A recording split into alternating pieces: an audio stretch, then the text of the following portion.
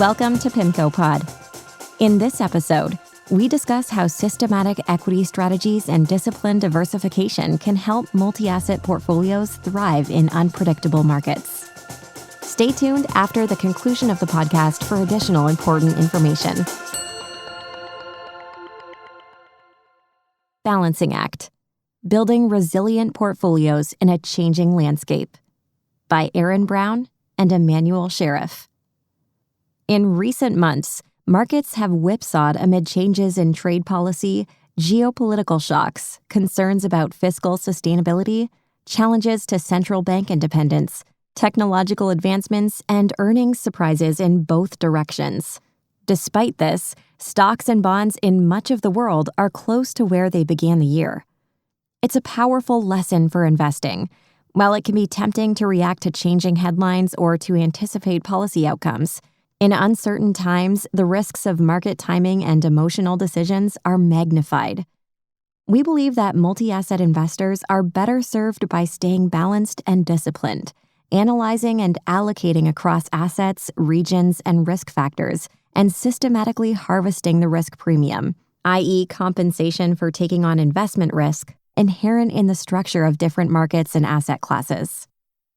In equities, for example, factors such as value, quality, growth, and momentum historically have outperformed broad market indices in a range of environments. In fixed income, we can seek steady above benchmark returns in several ways: by targeting carry, i.e., yield from a range of bond characteristics, providing market liquidity, seeking risk premia associated with complex markets and situations, and carefully evaluating and selecting credit investments. All these risk premia are always on and may provide a cushion to portfolio returns during volatile markets. A balanced approach helps mitigate behavioral biases. In volatile or uncertain markets, humans' natural behavioral biases can become more pronounced. Fear, greed, overconfidence, overprecision, recency bias, and herd behavior can lead investors into costly missteps. For example, recency bias can cause investors to anchor their decisions on the inflation and market turbulence experienced during the pandemic, even though the current environment is quite different. Overconfidence and overprecision can encourage them to position for a particular base case despite inadequate data, while disregarding other possible outcomes, positive or negative. Fear and greed can push investors into mistimed allocation shifts into or out of assets or sectors, even abandoning previously created exit plans and strategies. A balanced, diversified allocation is one of the simplest ways to overcome these natural biases. In the most straightforward example, an investor with a 60-40 stock-bond portfolio who experiences an equity drawdown would find their portfolio underweight equity, and then they would add back equity risk, counter-cyclically, to rebalance back to 60-40. Analogously, our previous asset allocation outlook, Negative Correlations, Positive Allocations, discussed how active managers could adjust their stock-bond exposure targets based on changes in market volatility and correlations. The same arguments work for other sources of diversification, including asset classes, regions, and factors. Across global markets, different regions are displaying a wide range of risk and return trends.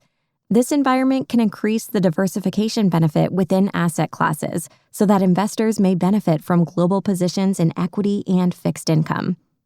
Maintaining a diversified and balanced portfolio is not at odds with tactical asset allocation timing decisions. That is, targeted moves into or out of positions based on specific developments. However, we believe these tactical exposures should be sized thoughtfully based on conviction and the potential risk-return trade-off. During periods of high policy uncertainty, as we've seen this year, the returns from tactical timing may be more volatile. Harnessing equity factors to seek returns above the benchmark. Within a balanced and diversified approach, investors can take many approaches to seeking attractive returns while navigating risks. In stock markets, the risk premia attached to equity factors such as quality, value, momentum, and growth are well understood and historically have provided durable sources of excess return over the long run. PIMCO's approach to equity factor investing is distinct in a few important ways. We use multiple definitions for each of these factors, incorporating, where possible, additional fundamental or alternative data sources. We combine individual factor scores into a consolidated score for each stock, which enables greater transparency. We optimize factor portfolios under constraints, for example, stress tests, to adjust for appropriate risks, including country, region, and industry tilts, as well as tracking error and liquidity limits. The goal of this approach is, once again, to seek balance and diversification across multiple sources of alpha, ensuring that no factor takes on outsized weight relative to others, capturing upside from country and industry tilts where factor scores are highest. Compared with single factor methods, PIMCO's multidimensional approach may result in more resilient portfolios with more consistent performance, because the propensity for individual factors to experience crashes, common for momentum, or lengthy performance droughts, as with value, can be mitigated. Even though PIMCO takes a quantitative approach, it is not a black box strategy, because the component factor scores for any stock in the portfolio are transparent and can be readily understood. The quantitative approach serves to manage the risks of behavioral bias and emotion, setting up the necessary discipline to successfully navigate unusual environments, such as those this year. The last few months demonstrate how equity factors can respond to policy shifts. Tariffs affect different individual companies in very different ways depending on their domicile and international trade exposure. Companies may also face second-order tariff effects if their supplies or customers see tariff-driven price increases or shortages. Following the U.S. tariff announcement on April 2, 2025, equity markets sold off broadly and indiscriminately, creating clear opportunities for risk premia investors such as PIMCO to reposition portfolios. Leveraging updated earnings forecasts from global bottom-up equity analysts to enhance the growth factor. Harnessing momentum signals through analysis of price movements in cross-border firms and their supply chains, including domestic suppliers and customers likely to absorb cost pressures. Spotting undervalued companies by identifying firms whose prices have declined more than peers after adjusting for sector and regional differences. Focusing on quality exposure by targeting resilient firms poised to outperform if policy changes or other developments trigger an economic downturn. During this volatile year, our systematic equity approach, combined with business cycle data and awareness of investment biases, specifically home country bias, helped PIMCO underweight U.S. equities versus rest-of-world equities, rather than chase the familiar U.S. mega-cap returns of the past decade. Our quantitative framework helped steer us away from overreacting or overtrading amid the market turmoil. Staying the course, maintaining balance, these are informed investment decisions, not inertia, amid significant uncertainty. Subsequent pauses and pivots in tariff policy and the related market volatility highlight how the ability to harness these equity factor risk premia could be crucial to investing amid persistent policy uncertainty. Asset allocation views: finding balance amid uncertainty. The country and sector tilts that emerge from a systematic risk premium approach are one of the inputs into PIMCO's long-standing forum process. At these regular cyclical and secular forums, rigorous debate among investment professionals from around the world informs both our top-down macro outlook and bottom-up investment positioning. For our near-term views, please read our latest cyclical outlook, Seeking Stability. And for a look at trends over the next 5 years, read The Secular Outlook, The Fragmentation Era. Insights from our measured analysis of equity markets and factors help refine our forum discussions on the business cycle and the implied high-level asset allocations. In addition, the analysis includes quantitative economic and business cycle trackers, internal surveys, and high-frequency data sources. The effects of trade and fiscal policy shifts are not yet clear in the macro data, and the policies themselves are evolving rapidly. All the same, it is clear that U.S. exceptionalism is fading. Our business cycle trackers show a slowing pace of growth that contrasts the re-acceleration taking place in most other developed market economies. For equity positioning, this macro outlook, which is consistent with the equity factor model, suggests more neutral exposures to the U.S. and an increased focus on Europe and Asia, where valuations appear more attractive. The prospect of fiscal expansion and improved policy coordination in Europe has already begun to boost local equity market momentum. In addition, we believe that some longer-term equity themes remain in play. For example, AI technology is speeding forward, with more real-world use cases that could boost productivity over time. That said, AI still requires vast investment that has not slowed despite competition from efficient Chinese models. AI is also driving sharp growth in energy demand, which in turn is boosting research in cost-effective renewable technology and driving gains for innovative utility companies.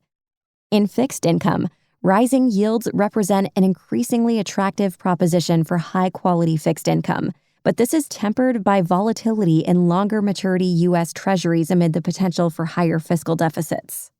Fortunately, higher rates and positive real yields globally enable better diversification of longer-term fixed income allocations into other regions such as the UK and Australia, where inflation is relatively contained and there is limited need to issue sovereigns to fund higher government spending.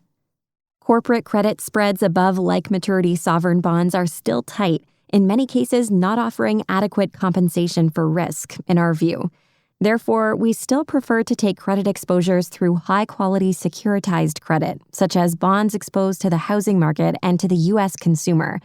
U.S. agency mortgage-backed securities, MBS, remain attractive, and spreads have widened even beyond those of investment-grade corporate bonds. Growing dispersions among currencies have increased opportunities for earning attractive yields, and we maintain positions in stable, higher-yielding currencies as an additional source of potential return.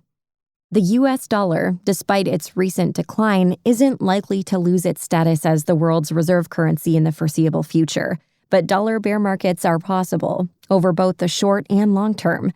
A gradual shift away from the U.S. dollar could continue as global portfolios rebalance at the margin to more diversified allocations in risk assets.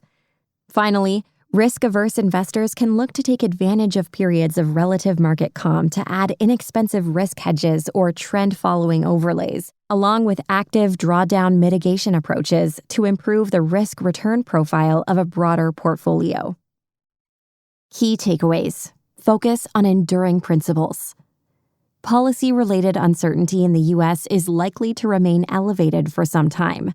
Rather than expending energy and portfolio risk budget on efforts to predict any particular outcome or to time shifts in the correlation patterns among asset classes, we believe investors should remain focused on the elements of investing that have not changed: diversification, balance, quality, flexibility, steady exposures to multiple sources of potential return, and careful risk management. Over time, the only certainty is change.